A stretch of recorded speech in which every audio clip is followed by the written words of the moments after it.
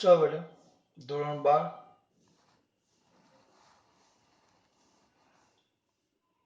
Chapter number 6 lecture number 5B 5B એમાં આપણે કંઈક જોવાનું છે હવે બરાબર લેક્ચર નંબર કયો 5B શું છે જો ચુંબકીય ક્ષેત્રમાં ક્ષેત્રને લંબ રૂપે યુ આકારના વાહકની બે ભુજાઓ પર ગતિ કરતા સળિયામાં ઉદ્ભવતું ગતિકીય ઈએમએફ માટેનું સૂત્ર સળિયામાં ઉદ્ભવતા ગતિકીય ઈએમએફ માટેનું શું શોધવાનું કીધું છે તમને સૂત્ર શું શોધવાનું કીધું છે સૂત્ર ધ્યાન રાખજો શું શોધવાનું કીધું છે સૂત્ર ઈએમએફ માટેનું શું શોધવાનું કીધું છે સૂત્ર ખબર ન પડી કે આ બે વિધાન પરથી તમારો આગળનું 30% થિયરી પતી જશે ધ્યાન આપજો તો ચુંબકીય ક્ષેત્ર તો પહેલો મુદ્દો આકૃતિમાં દર્શાવ્યા અનુસાર ચુંબકીય ક્ષેત્ર પુસ્તકના પાનાને લંબ ચુંબકીય ક્ષેત્ર પુસ્તકના પાનાને લંબ કઈ તરફ છે અંદરની તરફ ચુંબકીય ક્ષેત્ર પુસ્તકના પાનાને લંબ કઈ તરફ છે અંદરની તરફ મુદ્દા લખવાને આ બોલું છું કારણ કે લખીશ ને બહુ લાંબી થિયરી એમ લખીશ ને હા 2-3 વાર બોલીશ રિવિઝન કરાવીશ તેમાં એક યુ આકાર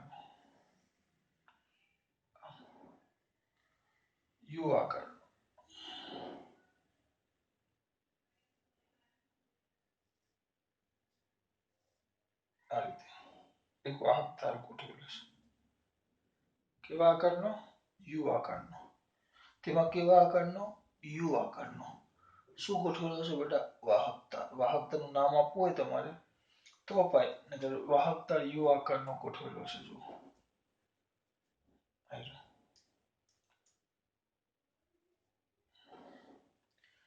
પણ ચુંબકીય ક્ષેત્ર આમ છે જોજો ખાસ આમ છે યુ આકારનો વાહકતા આમ છે એટલે કે તેને ચુંબકીય ક્ષેત્રમાં યુ આકારનો વાહક તાર ગોઠવેલો છે તો એ તારને એ રીતે ગોઠવવામાં આવે કેવા આકારનો યુ આકારનો શું ગોઠવેલો છે વાહક તાર તો એ તારને એ રીતે ગોઠવવામાં આવે કે જેથી કરી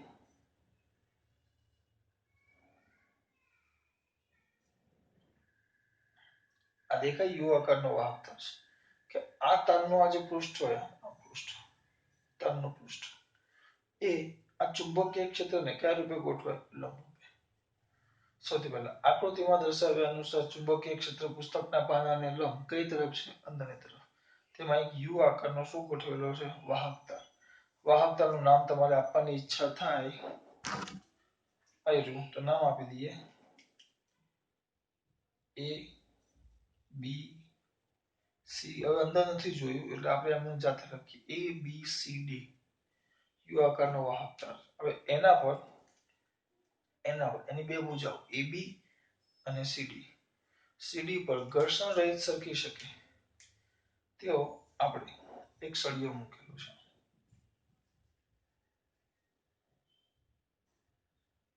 છે બે રીતે લખાય અને આ બાજુ દોરીને પણ આમ કરી શકાય તો એક કામ કરીએ તમે એને દેખાય છે ને કમ્પ્લીટ કોઈ પણ રીતે દોરી શકો આમ કરતા એક કામ કરો આપણે ગતિ આમ કરાવેલી ને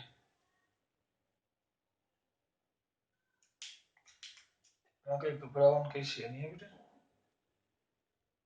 આપણે તારા આમ કરી દીધું બીજું કઈ કોઈ પણ રીતે લખાય એ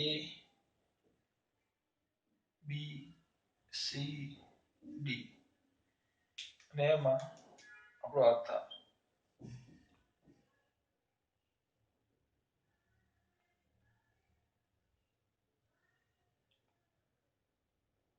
એની બે ભુજાઓ એ બી અને સીડી કઈ બે ભુજાઓ એ બી અને સીડી કઈ બે ભુજાઓ એ બી અને સીડી બે ભુજાઓ છે તો ધ્યાન આપજો ફરી પાછું બધું ગમે તેમ દોરાય આમે દોરાય પણ વેગ કોઈ ફરક ન પડે આપણે પ્રયત્ન એવો કરશું કે ચોકડીમાં એમ દોરશું તો આ નામ તો અલગ જ હશે કારણ કે આખું તો મોઢે કરવા બેસાય નહીં. તો આકૃતિમાં દર્શાવ્યા અનુસાર ચુંબકીય ક્ષેત્ર પુસ્તકના પાનાને લંબ કઈ તરફ છે? અંદર એ તરફ. એમાં એક યુ આકારનો સળિયો, યુ આકારનો તાર કયો બેટા એ બી સી ડી ગોઠવેલો છે.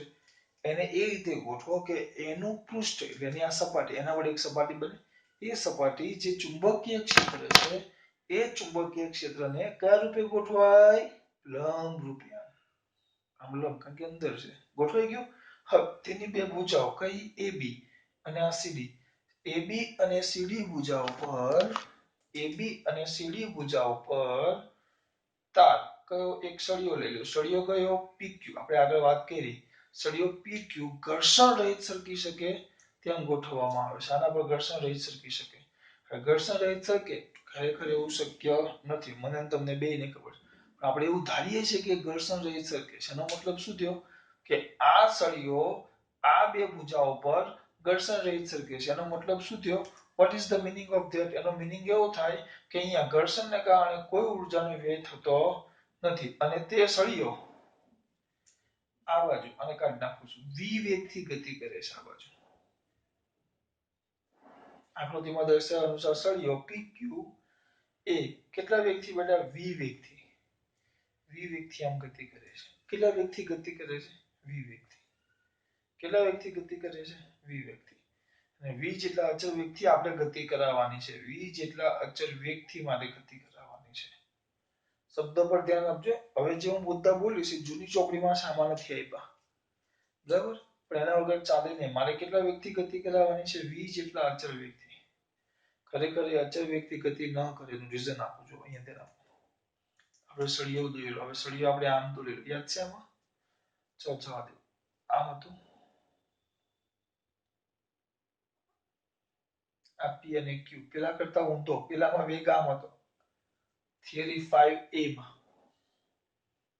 થિયરી 5A માં આપણે વેગ આમ લીધેલો.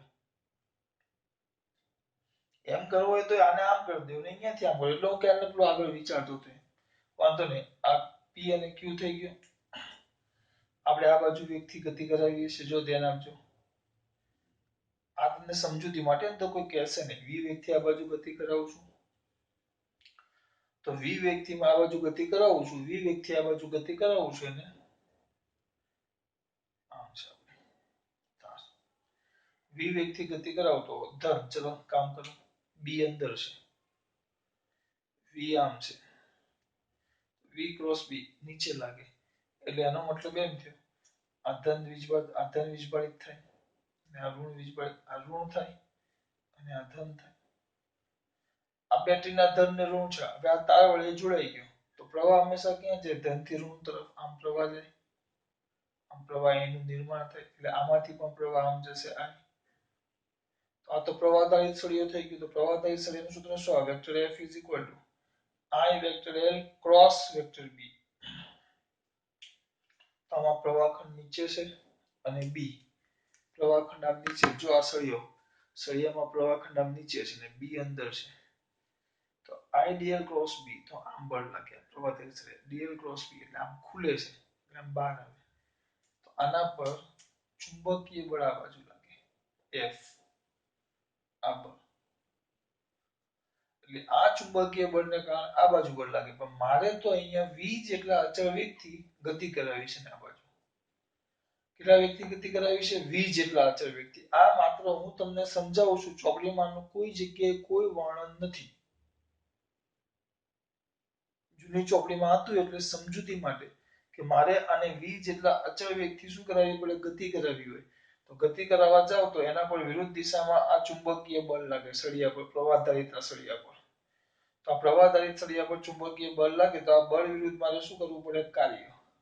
આ બળ વિરુદ્ધ મારે કાર્ય કરી અને v જેટલા અચળ વેગથી ગતિ કરાવવી પડે. હું જે બોલું છું ખબર પડે છે? એટલે આ વસ્તુ કોઈ કહેશે નહીં પણ આ સમજવાનું છે. અગત્યની વસ્તુ છે. કોઈ તમને કહેવાનું નથી.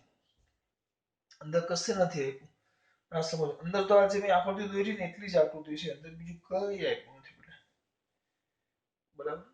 અહીંયાથી ચલો આમાં ખબર પડી. તો પાછા વાક્ય રચના પર ધ્યાન આપો. બસ મોઢે જ કરવાની.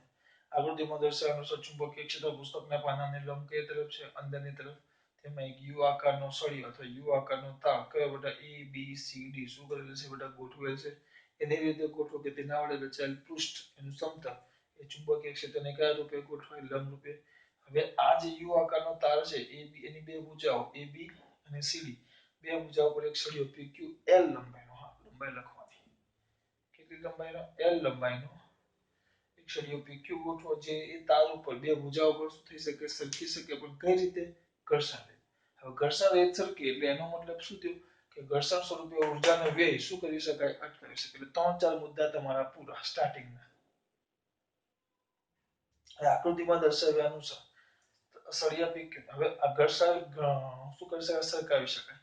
હવે એક લૂપ બેની બંધ પરિપથ કયો? એ પી ક્યુ ડી અથવા એ ડી ક્યુ પી એ પરિપથ બેનો એનું સમતલ એ ચુંબકીય ક્ષેત્રને કયા રૂપે છે? લંબ રૂપે. હવે ધ્યાન રાખજો ખાસ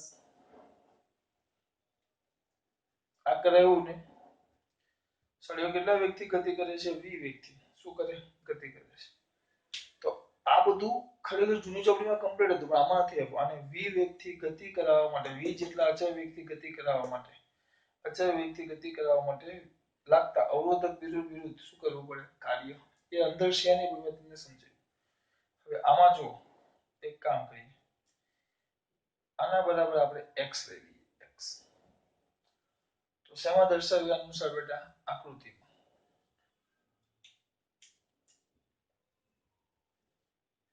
અંદર નથી પણ આમાં લખવું પડશે. શેમાં દર્શાવ્યા અનુસાર? આકૃતિમાં દર્શાવ્યા મુજબ.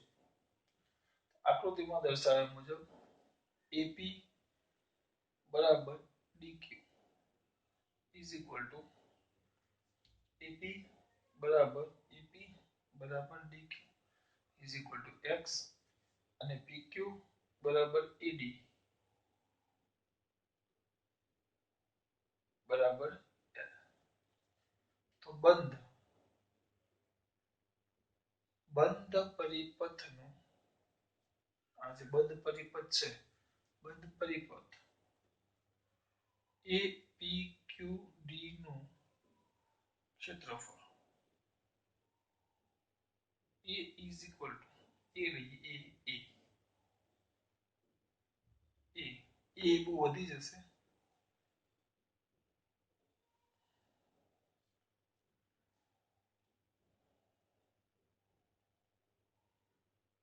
એમ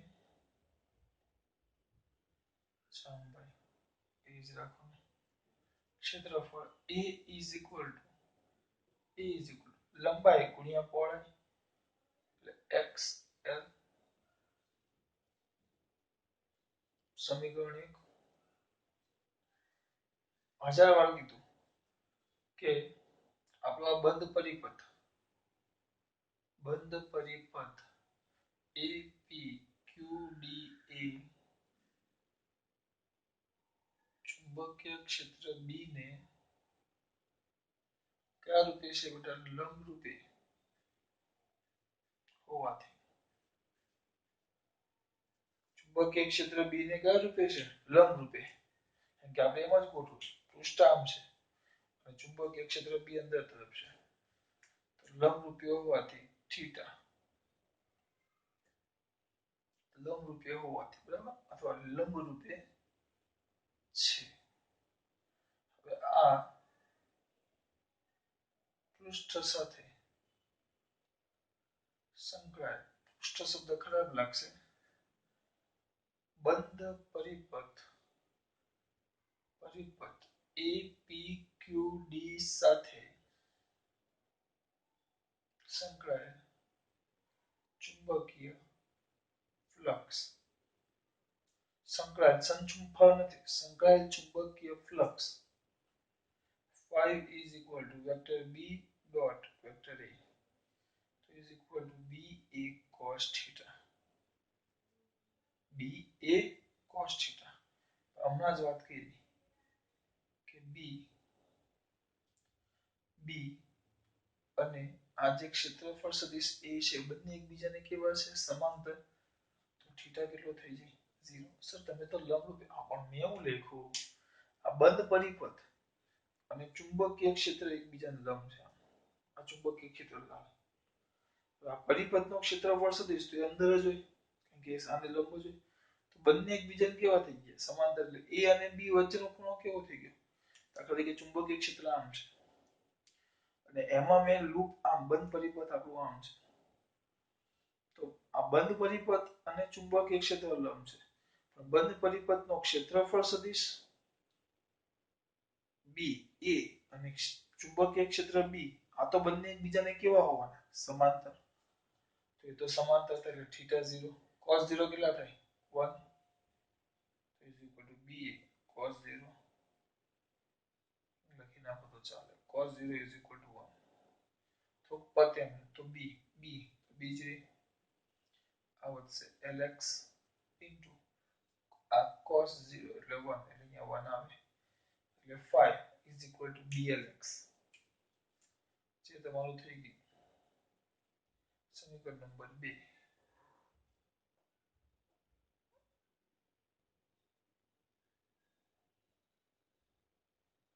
આ થઈ ગયું સમીકરણ નંબર 1 બરાબર પેલું થઈ ગયું સમીકરણ નંબર 2 બીજું થઈ ગયું સમીકરણ નંબર 1 હવે અહીંયા ધ્યાન આપજો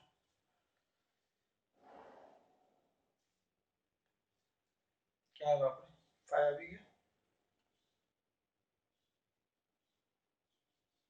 અહીં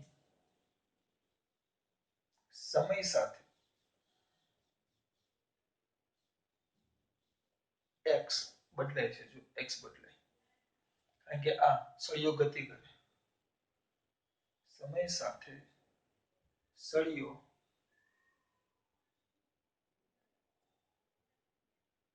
ગતિ કરતો હોવાથી આ સળિયો આમ ગતિ કરે છે તો x શું થાય છે બદલાય છે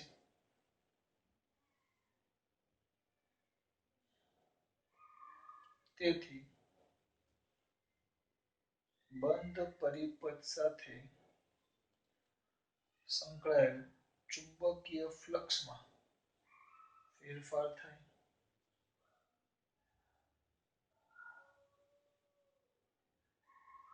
જેને લીધે પ્રેરિત EMF શું થાય બેટા ઉદ્ભવે આટલું યાદ રહેવું જોઈએ L અચળ નથી અહીંયા જોજો L છે એ બદલાય છે L શું થાય બદલાય સોરી x x શું થાય આ સળિયો જે આમાં આવશે એમ x બદલાય x બદલાય તો x બદલાય તો ગતિ કરતો હોવાથી x બદલાય તો ટૂંકમાં આમાં x બદલાય તો ફ્લક્સ ચુંબકીય ફ્લક્સમાં આ ચુંબકીય તેથી બંધ પરિપથ સાથે ચુંબકીય ફ્લક્સ x બદલાય તો ફ્લક્સ બદલાય એટલે ફ્લક્સમાં શું થાય ફેરફાર તો ફ્લક્સમાં ફેરફાર થાય જેને લીધે પ્રેરિત શું ઉત્પન્ન થશે EMF પ્રેરિત શું ઉત્પન્ન થાય EMF તો શું આવશે માટે પ્રેરિત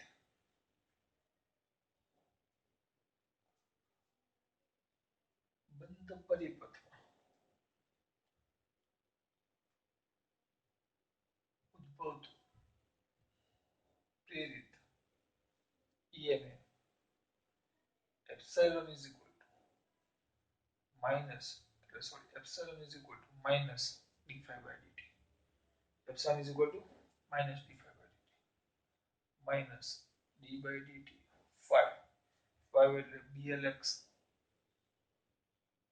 is equal to minus b અને l એ તો અચળ છે ચુંબકીય ક્ષેત્ર અને સળિયાની લંબાઈ બદલાતી નથી ખાલી બદલાય છે શું x dx by dt is equal to b l minus dx by dt is equal to b l v કારણ કે dx by dt અંતર સાથે સમય સાથે અંતરમાં થતો ફેરફાર અને કહેવાશે સમીકરણ નંબર 3 ક્યાં જ્યાં dx by dt વેગ v is equal to minus dx by dt સમય સાથે સમય સાથે x માં થતો ઘટાડો. x ઘટે છે જો એટલે અહીંયા માઇનસ. સમય સાથે x પણ ઘટે છે એટલે x માં થતો ઘટાડો. આ તમારું આવી ગયું EMF નું સૂત્ર. આને કહેવાય ગતિકી EMF. કેમ? કારણ કે સળિયાની ગતિને કારણે લખવાનું શું બધું છે. ચાલો બોલો પાછું એકવાર. આકૃતિમાં દર્શાવ્યા અનુસાર ચુંબકીય ક્ષેત્ર પુસ્તકના પાનાને લંબ કયા રૂપે છે? અંદરની તરફ. તેમાં એક કયા આકારનો બેટા યુ આકારનો તાર, યુ આકારનો તાર કયો બેટા ABCD ધ્યાનમાં લો. તેને એ રીતે ગોઠવો કે તેનું આ જે સમતલ બને એનું એનું જે આ સમતલ છે એ સમતલ ચુંબકીય ક્ષેત્ર B ને કયા રૂપે ગોઠવે? લંબ રૂપે. હવે એની બે ભુજાઓ AB અને CD પર એક સળિયો કયો બેટા PQ ને એ રીતે ગોઠવો કે તે ઘર્ષણ રહિત આ બે ભુજાઓ પર શું થઈ શકે? સરકી શકે. ઘર્ષણ રહિત સરકી શકે એટલે ઘર્ષણને કારણે ઉષ્મા ઉર્જા સ્વરૂપે થતો એ શું કરી શકાય? આવું બની શકાય. હવે જુઓ APQD આજે બંધ પરિપથ લેવો, બંધ લૂપ લેવો, ગમે તે લેવો. આ બંધ લૂપ છે તો એનું સમતલ એ ચુંબકીય ક્ષેત્ર B ને કયા રૂપે છે? લંબ રૂપે. બરાબર? અહીંયા ધ્યાન આપજો. અહીંયા વાત થઈ ગઈ. પાછી મેં અહીંયા વાત કરી છે. હવે આ બે બરાબર x અને PQ અને AD બરાબર L. એટલે આ વાત એવી. તો આનું ક્ષેત્રફળ થાય લંબાઈ ગુણ્યા પહોળાઈ એટલે L * x આવી ગયું. તો આની સાથે સંકળાયેલું flux phi = BA cos θ. B vector B dot vector A. અહીંયા A કેપિટલ છે ને એટલે અહીંયા મેં સ્મોલ લખ્યું. અહીંયા તમે નામ બદલી નાખો તો આ વસ્તુ તમે અહીંયા A ની A જ લખી શકો. પણ મારે હવે બે A ભેગા ન થાય એટલે મેં અહીંયા સ્મોલ A કરી નાખ્યો ક્ષેત્રફળ માટે. તો બંધ પરિપથ આજે આપણું છે APQD બંધ પરિપથ તો ગુચવું લૂપ તમારે જે લખવું એ. એક મિનિટ ચોપડાનો શબ્દ શું આપો છો ચોપડીમાં? બંધ પરિપથ જ છે વાંધો નહીં. ચાલો ચોપડીમાં બંધ પરિપથ જ છે તો બંધ પરિપથ આ છે તો એનું ક્ષેત્રફળ તો લખ્યું L * x. એની સાથે સંકળાયેલું flux phi = BA cos θ. B એટલે B, A એટલે L * x cos θ પણ B આમ ક્ષેત્રફળ પૃષ્ઠાંક એનું ક્ષેત્રફળ સદિશ પણ અંદર બંને એકબીજાને કેવા થશે? સમાંતર. θ કેટલું? 0. cos 0 કેટલા? 1. cos 0 કેટલા? 1. તો એ 1 મૂકું તો BLX. તો અહીં સમય સાથે સળિયો ગતિ કરતો હોવાથી x બદલાય. જો આ ગતિ કરે તો x બદલાય તો ક્ષેત્રફળ બદલાય તેની સાથે સંકળાયેલું ફ્લક્સ બદલાય તેને કારણે પ્રેરિત શું ઉત્પન્ન થાય? EMF. પછી આ શું થયું? હા આમ સળિયાની ગતિને કારણે ચુંબકીય ક્ષેત્રમાં ફેરફાર કર્યા સિવાય પ્રેરિત EMF મેળવી શકાય. પણ આ ગતિને કારણે મળેલું છે. જ્યારે ગતિને કારણે EMF ઉત્પન્ન થતું હોય એટલે જ એને નામ અપાય ગતિકીય EMF. બરાબર? બહુ સિમ્પલ વસ્તુ છે. એક મિનિટમાં પાછું રિવિઝન કરો. આગળના 4 મુદ્દા લખવાના તમારે અહીંયા કે ભાઈ બી ચુંબકીય ક્ષેત્ર બી વિસ્તૃતમાં લંબ અંદર તરફ છે તેમાં યુ આકારનો તાર મૂકી ABCD મૂકી દીધો. એનું પૃષ્ઠ એનું સમતલ બી ને કયા રૂપે છે? લંબ રૂપે છે. એની બે ભુજાઓ AB અને CD છે. એ બે ભુજાઓ પર ઘર્ષણ રહિત સરકી શકે તેવો સળિયો કયો મૂકો? PQ. જેની લંબાઈ કેટલી છે? L. આ PQ સળિયો ઘર્ષણ રહિત સરકી શકે એટલે ઉષ્મા ઉર્જા સ્વરૂપે ઉર્જાનો વ્યય થતો નથી. પછી આ બરાબર x આ બરાબર L. ક્ષેત્રફળ L * x flux phi = BA cos θ. પણ આ પૃષ્ઠ અને એ બંને એકબીજાને કેવા છે? લંબ. એટલે આનો ક્ષેત્ર સોરી B લંબ છે આમ લંબ. આનો ક્ષેત્રફળ સદિશ આમ બહાર આવે આમ અને B આમ આવે તો બંને સમાંતર. θ 0 કિંમત અહીંયા મૂકી. એટલે હવે જો x બદલાય અહીંયા આ x સતત બદલાતો છે. આ ગતિ કરે એટલે x બદલાય તો ક્ષેત્રફળ બદલાય તો આની સાથે સંકળાયેલું ફ્લક્સ બદલાય. ફ્લક્સમાં ફેરફાર થતા શું ઉત્પન્ન થાય? EMF. બંધ પરિપથમાં ઉદ્ભવતું પ્રેરિત EMF. ચલો આવડશે ખાસ. જય શ્રી કૃષ્ણ.